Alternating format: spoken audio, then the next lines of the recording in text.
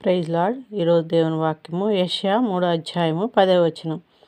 మీకు మేలు కలిగిన నీతిమంతులతో చెప్పుము, వారు తమ క్రియల ఫలము అనుభవింతురు. దేవుని నామానికి మహిమ కలుగును గాక.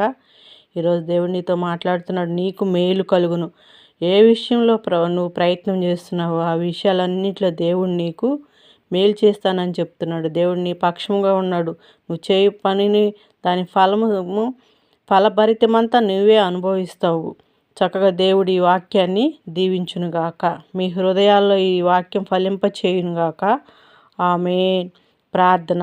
యేసయ్యా, ఇంతవరకు మమ్మల్ని కాచి కాపాడిన విధానాన్ని బట్టి నీకు స్తోత్రాలు చెల్లించుకుంటున్నాం. మాకు మేలు చేస్తానని చెప్పిన గొప్ప దేవుడా, అయా నీ యందు మేము నా తండ్రి భయము భక్తి కలిగి జీవించడానికి కూడా సహాయం చేయండి.